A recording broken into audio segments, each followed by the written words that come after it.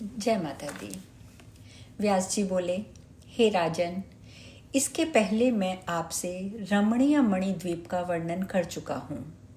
वह भगवती का क्रीड़ा स्थल है तथा उनके लिए सदा परम प्रिय बताया गया है, जहाँ ब्रह्मा, विष्णु और महेश स्त्री रूप में परिणित हो गए थे और पुनः पुरुषत्व पाकर वे अपने अपने कार्यों में संलग्न हो गए। वह परम सुंदर द्वीप सुधा सागर के मध्य में विराजमान है। भगवती जगदम्बा वहाँ अनेकों रूप में सदा विराजमान रहती हैं। महिषासुर के वध के पश्चात देवताओं से स्तुत तथा भलीभांति पूजित होकर वे सनातनी माया शक्ति भगवती शिवा उसी मणिद्वीप में चली गईं, जहाँ वे निरंतर विहार करती रहती हैं।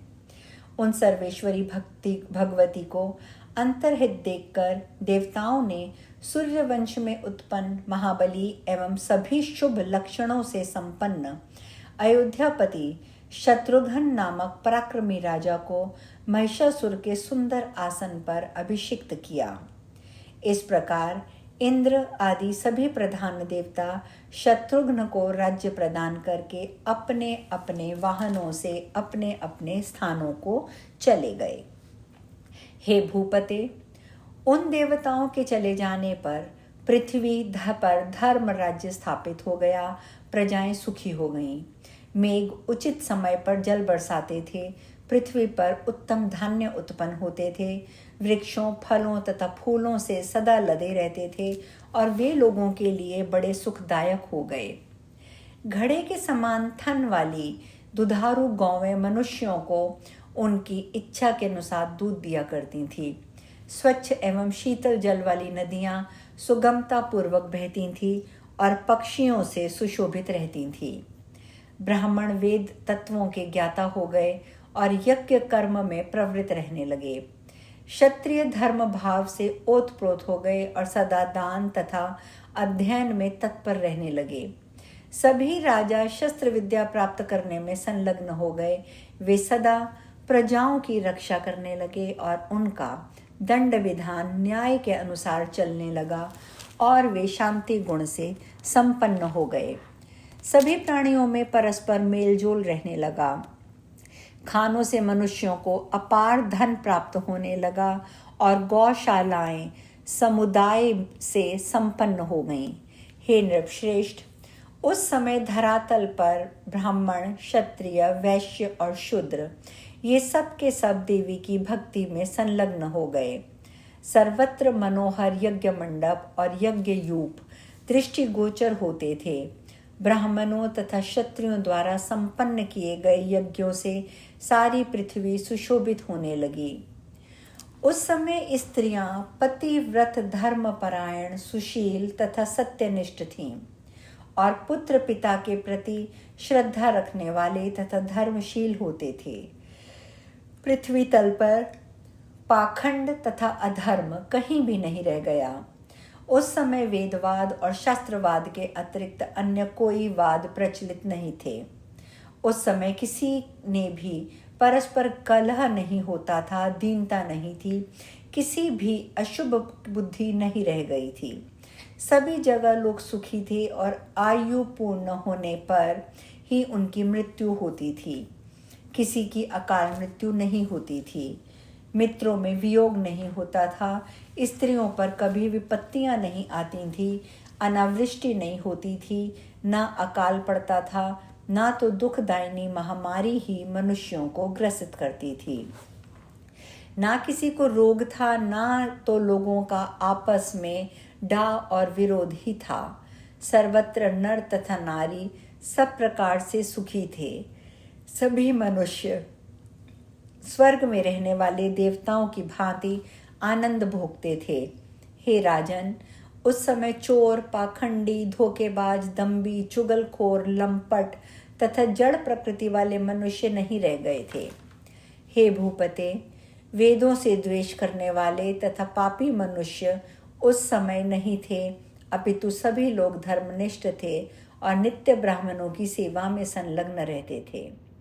सृष्टि धर्म के 3 प्रकार होने के कारण ब्राह्मण भी 3 प्रकार के थे।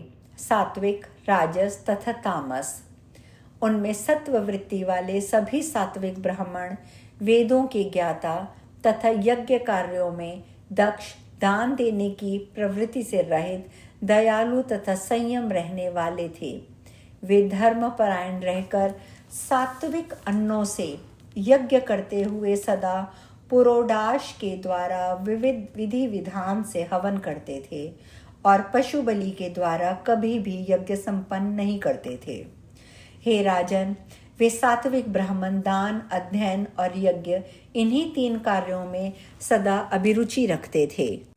राजस ब्राह्मण वेद के विद्वान थे। वे क्षत्रियों के पुरोहित होते थे।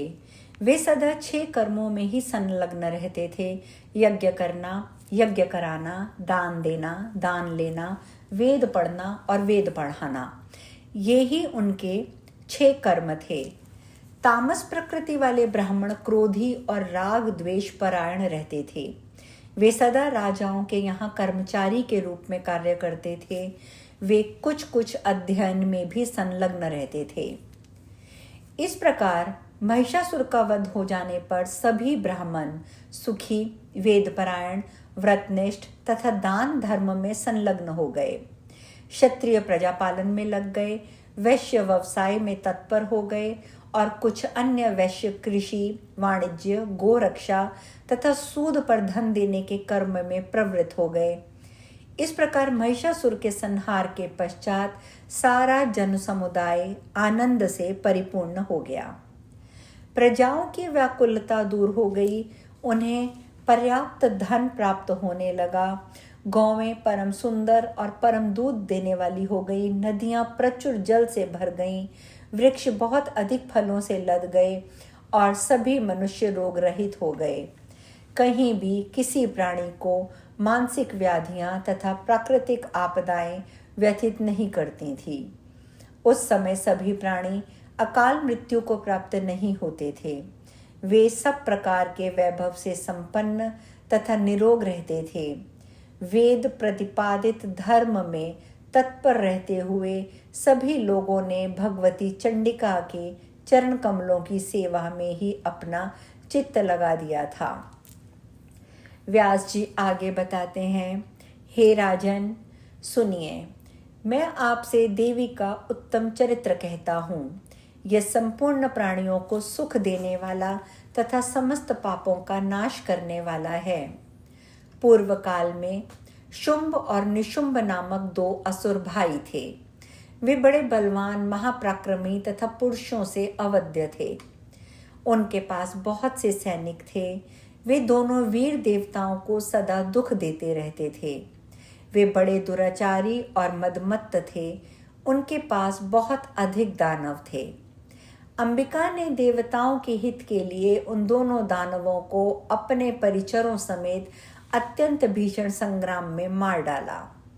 महाबाहु, चंड मुंड, महाभयंकर रक्तबीज और धूम्रलोचन नामक असुर, वे सब भी भगवती के द्वारा रणभूमि में मारे गए थे। उन सब का वध करके भगवती अंबिका ने देवताओं का बहुत बड़ा भय दूर कर दिया।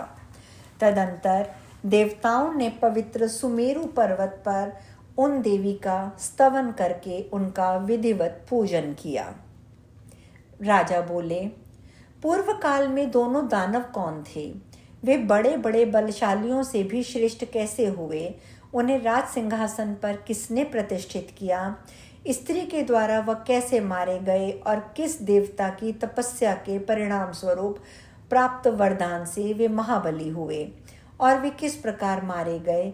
ये सब विस्तार पूर्वक बताइए। व्यास जी बोले, हे राजन, अब आप समस्त पापों का नाश करने वाली, सभी प्रकार के अभीष्ट फल प्रदान करने वाली, मंगलमयी तथा भगवती के चरित्र से ओत प्रोत दिव्य कथा सुनिए। पूर्व काल में शुंभ और निशुंभ नामक 2 दैत्य पाताल से भूमि मंडल पर आए और वे दोनों भाई देखने में बड़े ही सुंदर थे। अब उन दोनों दैत्यों ने क्या किया और किस प्रकार ब्रह्मा जी से उन्हें वर की प्राप्ति हुई, किस प्रकार देवताओं के साथ उनका युद्ध हुआ, देवताओं की पराजय हुई, ये सब चर्चा हम कल करेंगे। आज यहीं विश्राम लेंगे। जय माता दी।